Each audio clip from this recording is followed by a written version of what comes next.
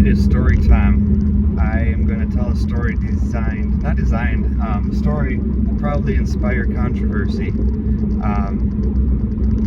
which is great, because it inspired controversy in me as soon as I started living this story, and I made a decision.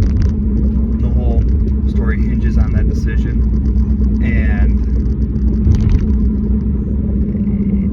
now that the story is over-ish, I feel good about the way it went, but ride along with me. Alright, the setting is yesterday. That's more of a time, but whatever. Yesterday, in a parking lot in which I have my motorcycle, which would not legally be considered mine because it's still registered to the previous owner in Alaska. I'm in Michigan. This is all just a story, by the way. It may or may not have actually happened. And I need to get some repairs done on that motorcycle. Actually, I need to do some repairs. I need to replace the handlebars, turn signals, and mirrors. And I pull out my tools, the ones I have with me at least, and I realize I don't have the Allen wrenches that I need to make those repairs. The motorcycle, by the way, is rideable the way it is, but the two front blinkers are dangling. It only had one mirror that was hard to adjust. It's kind of a mess, but it was rideable. I have never, I don't think, ever really ridden a motorcycle any distance, any considerable distance without a helmet. I didn't have a helmet. I had my leather jacket. I didn't feel like putting it on. And I was like, I'm just going to ride to the store. I'm going to ride, I'm going to ride 20 miles to the store and get the tools I need and come back and do the job I need to do on my motorcycle. Now, granted, the motorcycle is not registered to me. It has a Alaska plate on it, and it's not insured. And it's just second nature. Hop on the bike, start riding, and I didn't make it out of the parking lot down the long drive of my workplace. Whole different story. But I think, motorcycle's not insured. If I get pulled over, if I get in an accident, I'm not wearing a helmet. There's a whole lot of reasons I should not ride the motorcycle to the store. And I thought, when I was young, I would have definitely just done it. And I wouldn't have felt bad, like I wouldn't have made a big moral dilemma. But now, I'm thinking, well, all of these bad ways that this could go, and I should be more responsible. And I was like, you know what? It's not a moral dilemma. I'm just going to ride my motorcycle to the store and get what I need to get to repair the bike. So I start riding, and I get several miles in, and I'm really wishing I had at least sunglasses. I'm thinking I'm going to stop at the first gas station, buy just cheap sunglasses because my eyes are watering. I've never ridden without a visor. I can barely see anything, and there's a bunch of bugs hitting me in the face too, so I'm worried I'm going to get hit in the eye by a June bug. But I'm like, I'm going to keep riding. I'm going to get to a gas station or something, and then I'll get some cheap sunglasses and keep going. I pass this turtle. The turtle's in the road. I don't hit the turtle. I can't tell if the turtle's been hit. And I rationalize. I'm like, I should turn around and get that turtle. But then I rationalize, and I'm like, you know what? One of two things is true. The turtle's still alive, and it's going to continue moving across the road, and by the time I turn around, it's going to be gone. Or the turtle's been hit, and it's dead. And I'm just going to, have the emotional trauma of seeing this dead turtle. And so I keep riding, and I'm like, you know what? Like, what does it cost me to turn around and check on the turtle, why can't I just do that? And even if it is worst case scenario, like, the turtle's already dead. It has no bearing on what happens to the turtle. I'm going to just have to deal with seeing a dead, damaged turtle, which is sad.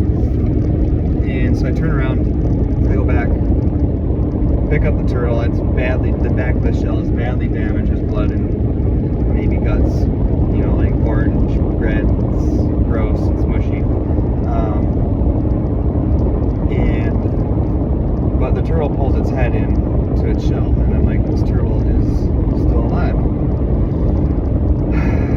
And I think about what to do next, and I'm thinking, you know, maybe the only option is like, what is the most humane way to end this turtle's suffering?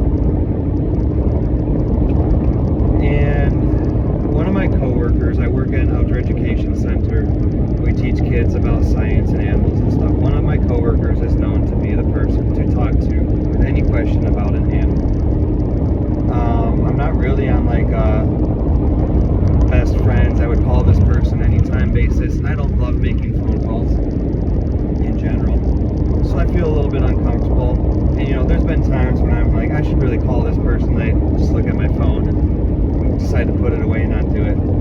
But I just get my phone out and call her and say, hey, I found this turtle. It's definitely damaged.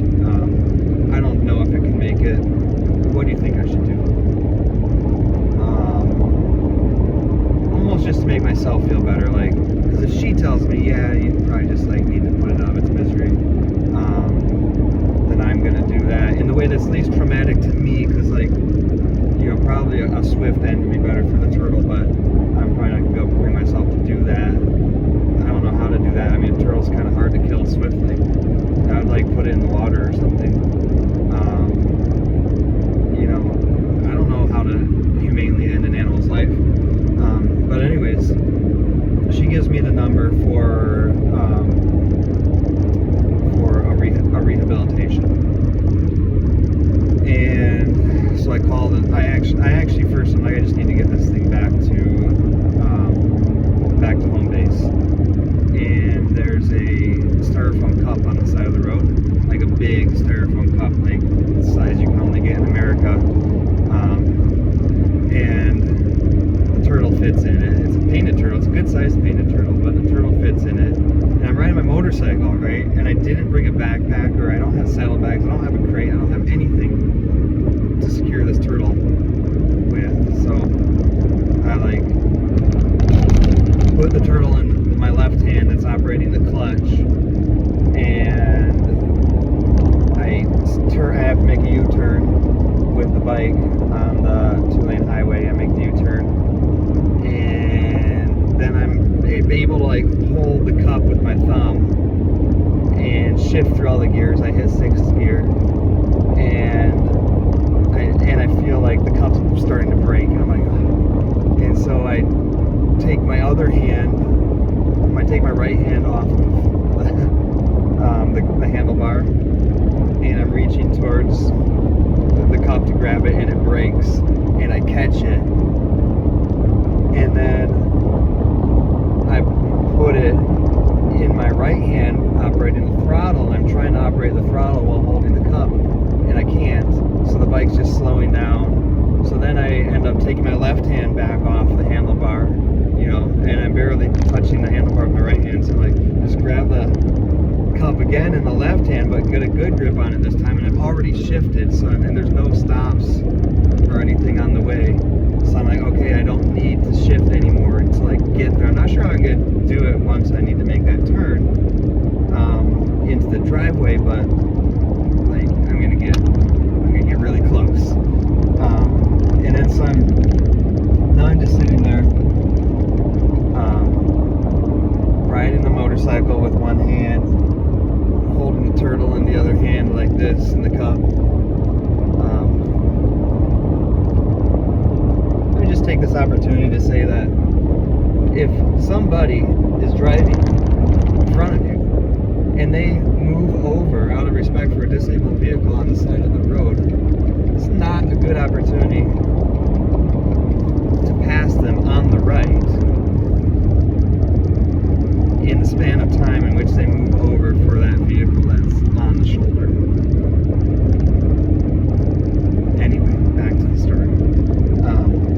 So I'm riding, and you know, and this is a loud bike. It's like, I don't really want a bike with loud pipes. I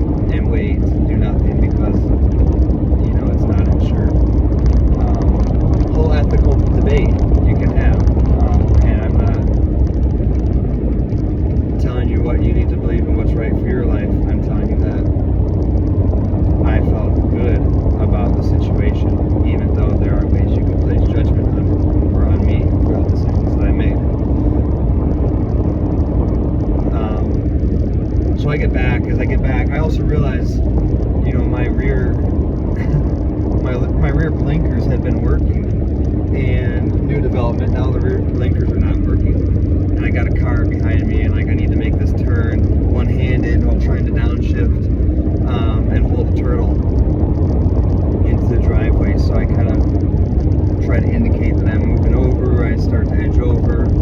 I end up putting the turtle down in my lap and kind of clamping the cup between my legs, and I shift and I make the turn and I get in. I actually end up throwing it into neutral well before a parking spot, and I don't coast quite up to the parking spot, so I just kick the kickstand down and put the motorcycle right in the middle of the parking lot. And then I call this place that takes animals, and they request that I text instead. It's like an automated message. Please text. I text, don't get a response. I take a picture of the turtle, send them the details, don't get a response. I put the turtle, I cut a gallon water jug in half. I actually cut it lower than I should have, I found out later. But I cut it, I put the turtle in that, thinking it's very injured, it's not really going to go anywhere. And then I'm like, what else am I going to do? You know, I'm going to come back later, I'm going to see how it's doing. If I haven't got a response, I'm going to, you know, evaluate, maybe try to start feeding it, see if it heals. I don't know how badly it's injured, how much it can heal on its own, whatever. So I ride off again. I don't know how much of the story I should tell, but you're pretty invested at this point. We're like 15 minutes in, so same spot. I get several miles down the road. Oh, and I grab my sunglasses. So I was like, that turtle, if nothing else, just saved me like $15. So I grab my sunglasses and I take off again. Same spot. There's a turtle crossing the road. And this one's like kind of booking it, so I think it's going to get across. But then the motorcycle goes by. I guess it scared it. It was really loud. And I see the turtle stop. And I'm like, ah. So I turn around again. And I'm thinking at this point, like, maybe this is a sign I just shouldn't go to the store and be riding my motorcycle. Because, you know, when you make a decision and you're not sure about that decision, you start to see all these potential signs telling you you shouldn't be doing it. But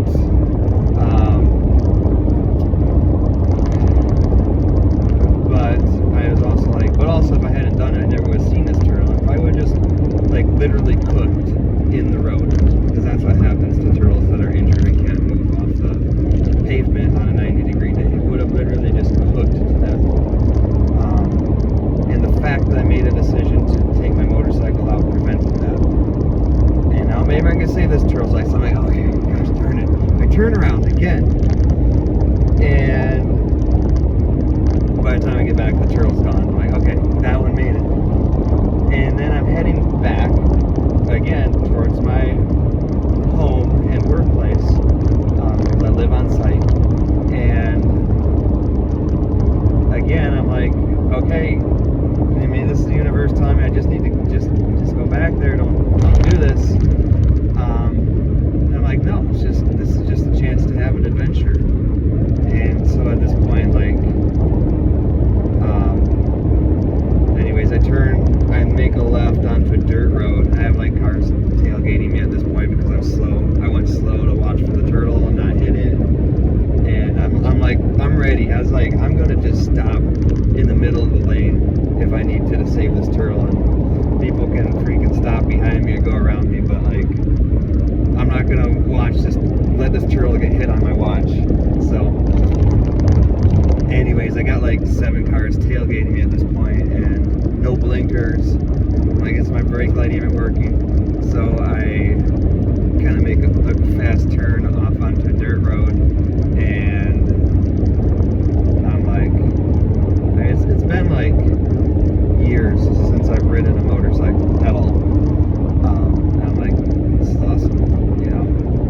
I've ridden, like I rode a motorcycle from Colorado to Idaho once, and was just on a dirt road for like 80 miles. I almost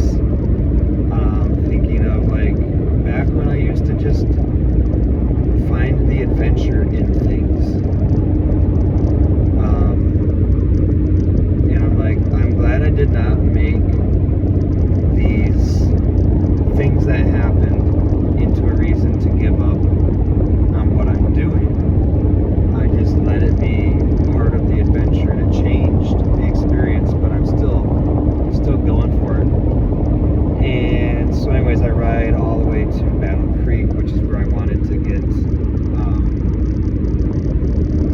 go to like Home Depot and get the tools. And then, but I don't want to get on the expressway, so I try to find, because I'm not, again, not wearing a helmet. I'm wearing this t-shirt, and I'm just like, I just don't want to get on the expressway. So that's my boundary. A lot of people have drawn a much more conservative boundary, but that's my boundary. I haven't even had the motorcycle gone through. The front brakes were locking up the first time I rode it. I had to fix that. Like, I had to pump up the front tire.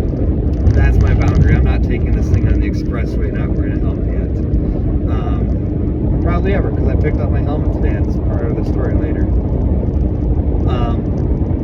So I get turned around, and there's construction. I don't get to take the roads I plan on taking. I end up south of Battle Creek, and then I just get on I-94 emergency towards the Kalamazoo. I got property in Kalamazoo. I'm like, maybe I'll just go there because I got some stuff stored out there. I probably have these Allen wrenches stored out there. And I end up going through the city of Climax, which was interesting because I was just in Alaska, in Washington State. In both places, I had people ask me, hey, you ever heard of a little town called Climax in Michigan? I'm like, yes, but that's really obscure for one person, let alone to mention it. So I'm like, so in the back of my mind, I'd been wanting to just go through Climax, see what it's like. And I end up there on my motorcycle, accidentally see a couple houses for sale. I'm like, yeah, I'm probably gonna live here eventually. Made it to Kalamazoo. By the time I made it there, I had a text saying I needed to be in Grand Rapids, Michigan by 7 p.m. to bring in this turtle. And it's a parking lot meetup. So, and at this time, like, I barely have time to ride directly back, get the turtle, and go to Grand Rapids. So, and I'm starving, I haven't eaten all day. So I end up grabbing a really quick sub sandwich. I run into Menards. It takes longer than I want to find the tools that I need.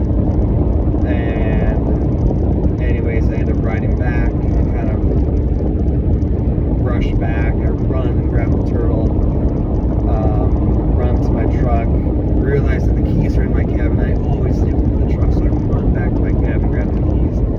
I'm gonna be like 15 minutes late at this point.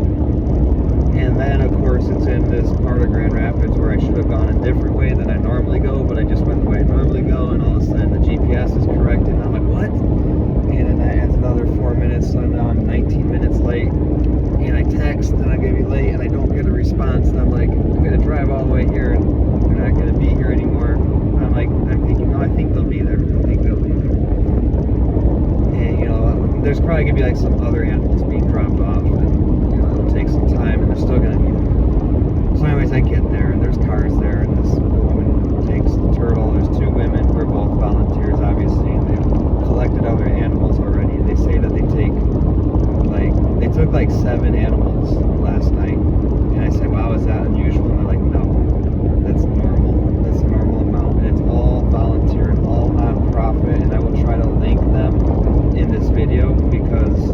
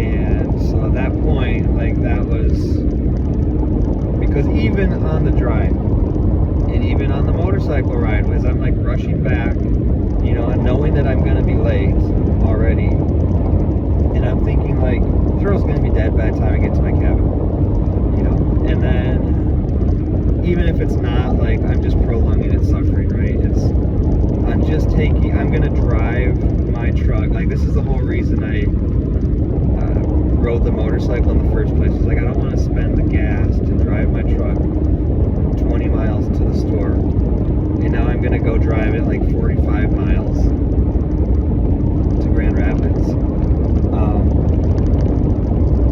just so the turtle can die somewhere else. You know, like that's really what I'm thinking.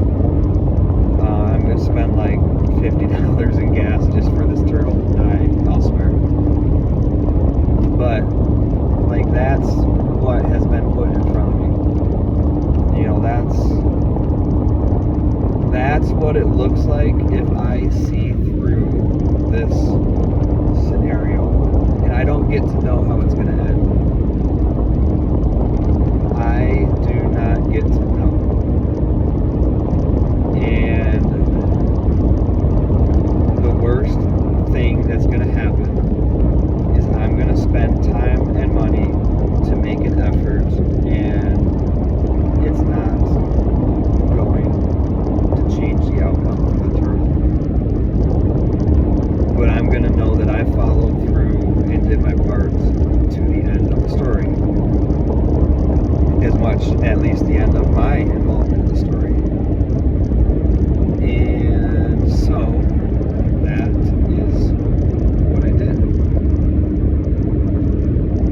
And it's so normal to have doubts about your decisions and your actions, and whether it's worth it, and whether it's going to play out the way you want it to. And sometimes it doesn't.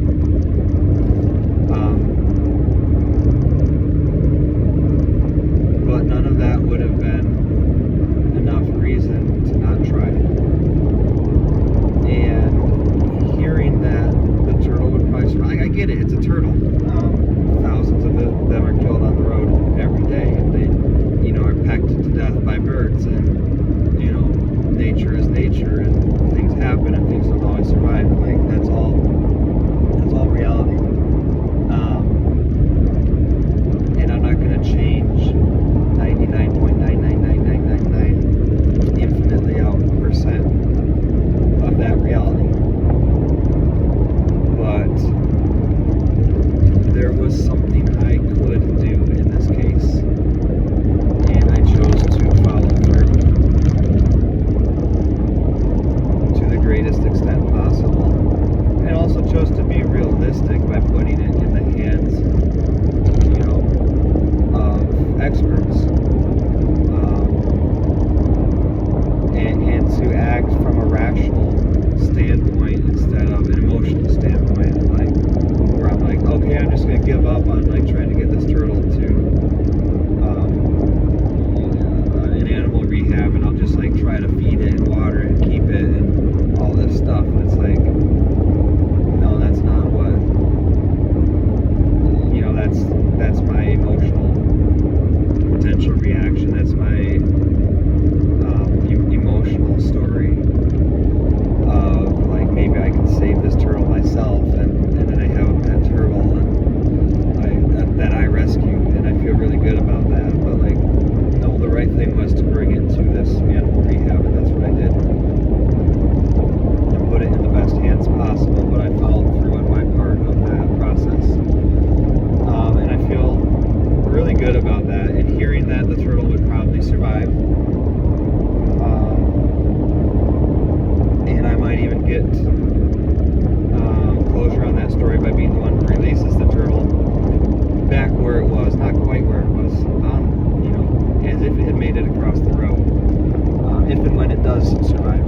You know what, even if it doesn't, you know, if I never hear from them again, none of that's going to be on my conscience, because I did what I needed to do. And then the final tail end of that story, that's kind of beautiful, brings it full circle, is that because I was already in Grand Rapids, an hour north of where I live and work, I asked my mom if I could visit her another 45 minutes away in Muskegon. And I've had my motorcycle helmet stored in her basement for years.